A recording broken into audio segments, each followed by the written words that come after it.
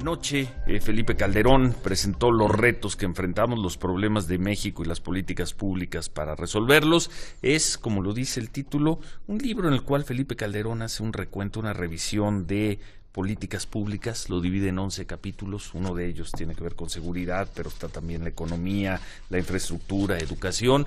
Lo presentó anoche, dijo que quizá más adelante vengan otros libros, quizá más adelante vengan memorias, y yo le preguntaba, tuve el privilegio, me invitó Felipe Calderón a ser uno de los presentadores del libro, de preguntarle quién escribía el libro, si lo estaba escribiendo el ex presidente Calderón o lo estaba escribiendo un científico social que había tenido pues prácticamente un año de tiempo, de paz académica para sentarse a reflexionar, y ahora hacía una evaluación de la obra de un presidente de la República. Por eso yo decía anoche que le tenía que hablar de usted y de usted como presidente, pero de tú porque a un científico social, a un sociólogo, a un politólogo se le habla de tú.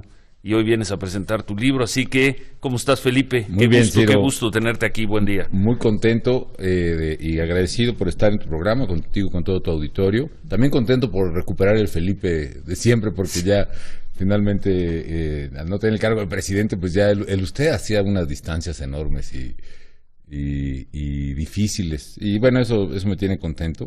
Agradecido también porque me hiciste el favor de comentar en la presentación del libro. Y contento, yo creo que como cualquier autor cuando presenta pues una obra buena, mala, regular, pero pues contento con ello. Buena convocatoria anoche. Sí,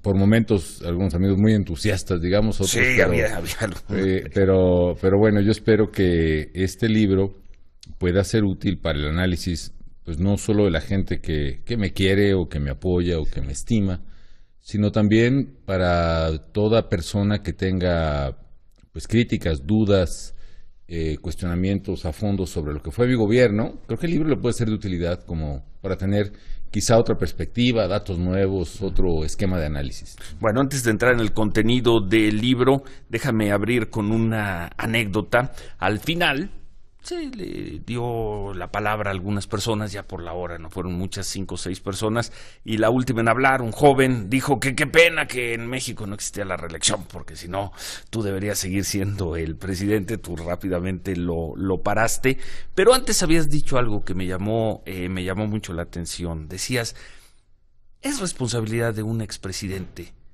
de alguna manera, cuando menos, no entorpecer el trabajo del presidente en funciones, sino es que de apoyar las políticas del presidente en funciones. Algo dijo anoche Felipe Calderón con lo que yo no conté, en una crítica a Vicente Fox, y yo entendí en un apoyo tácito a la gestión del presidente que siga después de ti, en este caso el presidente Peña Nieto. Felipe. Bueno, tengo esa convicción. Por lo que viví ahí en la presidencia de la República, es tan difícil ese cargo, Ciro, que pues ahora sí que mucho ayuda el que no estorba, ¿no? En ese sentido. Sí. Tampoco creo que debe ser una presencia simplemente acrítica o carente de voz o de reflexión, pero sí creo que en términos de responsabilidad con México, hay que hacer todo lo posible para que al país le vaya bien, y eso pasa en mucho por no torpedear, no bloquear, no debilitar el ejercicio de la propia autoridad. Sé que es un ejercicio muy complejo. En el pasado, pues los expresidentes prácticamente no existían, se les mandaba de embajadores a las islas Fiji, sí, etcétera. O se tenían que ir del país, como Carlos Salinas. Y prácticamente es la historia de muchos o casi todos. Y me parece que eso corresponde más bien a una época ya superada de pues una versión más autocrática, más presidencialista, por cierto, que ya no corresponde al México de hoy. Sin embargo, eso no quita un sentido de responsabilidad que debe tener alguien que tuvo el privilegio, como en mi caso, de ser presidente de México. Bueno, y entonces decías, los expresidentes son como unos jarrones o unos floreros chinos, ¿no? Son muy bonitos, son muy finos, son muy lucidores, pero nadie sabe dónde ponerlos en la casa. Donde estorben menos, sí, ¿no? Esto lo comentaba Felipe González, expresidente de España, que es un hombre muy inteligente, muy simpático, por cierto. Y alguna vez me dijo eso, me lo dijo cuando yo era presidente, y se me hizo simpático, pero cada vez que pasa el tiempo me voy acordando más de la metáfora, ¿no? Sí, un jarrón chino que todo el mundo lo halaga, lo estima, nadie quiere que se rompa, nadie quiere que se raye, pero no hay en dónde dejarlos, ¿no? Entonces, pues yo ando también buscando mi sitio, procurando pero no eres no estorbar ni tampoco me vayan a dar ahí no eres un jarrón chino. No me van a dar un pelotazo y voy a dar allí a rodar por las escaleras, ¿no? Bueno, eso anoche en la presentación del libro del expresidente Calderón. Su libro es muy cuidadoso, es un libro de recuento, de análisis, en algunos momentos con algo de autocrítica, en otros, lo dije también anoche, pues con la complacencia de quien cree que tomó las decisiones acertadas. Pero hay una frase en el capítulo número 1, tiene que ver con la Estrategia Nacional de Seguridad, con la política de seguridad del presidente Calderón. Hay una frase que creo que es muy retadora, muy de polémica con el actual gobierno, y dice, leo textual la frase en el libro de Felipe Calderón: antes de mi gobierno se debilitaban las instituciones de seguridad y justicia y el crimen se fortalecía. Ahora las instituciones se fortalecen y el crimen se debilita. Felipe. Mira, estoy convencido de eso, Ciro. Es más, en este doble proceso está la clave de la seguridad de México. Tomo el tema tan preocupante que tu programa ha abordado desde hace unos días, el secuestro real o no, o los secuestros en Valle de Bravo.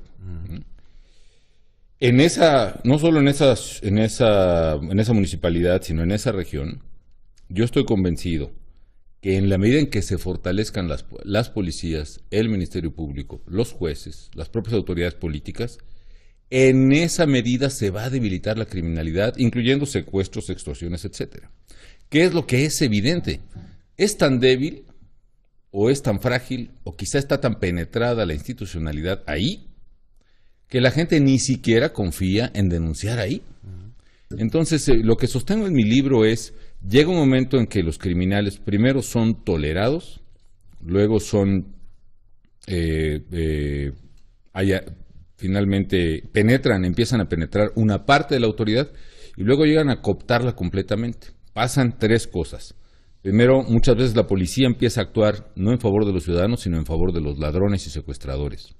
Dos, más allá de lo que prevalece ya no es el tema de drogas, que desde luego sigue, sino es el tema de extorsiones. Es decir, mi tesis también en el libro es: el crimen organizado habría que definirlo desde otra perspectiva, y la perspectiva es aquella organización que a través de la violencia o la amenaza busca extraer las rentas lícitas o ilícitas de una comunidad, y eso es lo que está pasando. El secuestro es una forma de sacarle la renta a la gente, como es la extorsión, como es el cobro de derecho de piso, etcétera. Y tercero, creo, insisto, cuando llegué yo, ¿qué veías? Los criminales se estaban expandiendo territorialmente, iban atrapando policías, ministerios públicos, jueces, los iban sometiendo a la buena o a la mala, es decir, o sobornándolos o matándolos, y se iba cayendo la vida institucional, lo cual le generaba un gran poder creciente al crimen organizado. Todavía hay lugares donde el crimen organizado manda, espero que sean, y creo que son excepcionales en el país, sí, pero en la medida en que fortalezcamos al Estado mexicano, en esa medida, y combatamos a la criminalidad, en esa medida vamos a recuperar la seguridad que necesitamos. Anoche dijiste que estabas convencido de que tu gobierno hizo lo que tenía que hacer y lo correcto en la lucha contra el crimen. ¿Ves una continuidad? ¿Dirías lo mismo en estos 20 meses del gobierno del presidente Peña Nieto? Yo no quisiera juzgar o comentar sobre el esfuerzo que hace esta administración, por eso insisto, respeto y deseo que vaya bien. ¿Qué veo? Veo que tiene que haber tres elementos, Ciro, para tener éxito: combatir a la criminalidad, fortalecer las instituciones de seguridad y justicia y reconstruir el tejido social. Veo que en muchos casos ese combate a la criminalidad sigue con la fuerza del Estado, que la verdad, cuando tú tienes una policía débil o carcomida o en manos de criminales, no te queda más que usar la Fuerza Federal, y Fuerza Federal tiene nombre, es Ejército, Marina y Policía Federal, es PGR. Dos, se fortalecen, sí, en la medida, no tengo información clara, pero en la medida que siga este proceso de depuración policíaca y ministerial, que sigan los controles de confianza con su rigor. Sé que han cambiado, por cierto, algunos criterios de controles de confianza, sé que han buscado flexibilizar algunos, por lo tanto no podría opinar o no quisiera opinar más a fondo sobre ello. Y tres, también evidentemente, por lo menos el gobierno ha puesto un énfasis discursivo en la reconstrucción del tejido social, lo cual es bueno. Bueno, hablas de 3 casos de 3 gobiernos estatales durante tu gestión que simplemente no participaron, no hicieron la tarea en cuanto a pues entrar a la lucha contra el crimen, depurar sus policías, y 2 de ellos son los estados con las grandes crisis en este sexenio, Tamaulipas y dices y especialmente Michoacán. Sí, la verdad es que mi estado, mencionas a Guerrero también. Desgraciadamente, esta información además es a la fecha en que yo salgo del gobierno. Y eso se puede constatar a partir de no solo de la aplicación de exámenes de control de confianza, sino hasta qué grado los exámenes de control de confianza derivaron en destituir a alguien que no cumple con esos requisitos. Hay estados donde iban muy bien en sus exámenes de control de confianza, entre comillas, y decir muy bien, avanzaban, no suficientemente, pero avanzaban. Pero luego que veían que un policía pues estaba más bien en manos de los criminales, nunca lo removían. Uno de estos estados, en Michoacán, déjame decirte que yo insistía, porque además teníamos información de inteligencia que generaba tanto el CISEN como el ejército, y gente, bueno, que trabajaba, que nos pasaba información. En el caso de Michoacán, mira, están involucrados con los criminales. Me están diciendo que tenemos que hacer una pausa y hacemos, vamos encantado. a entrar al tema de Michoacán. Sí, perfecto. Hacemos la pausa y seguimos conversando con el expresidente Calderón.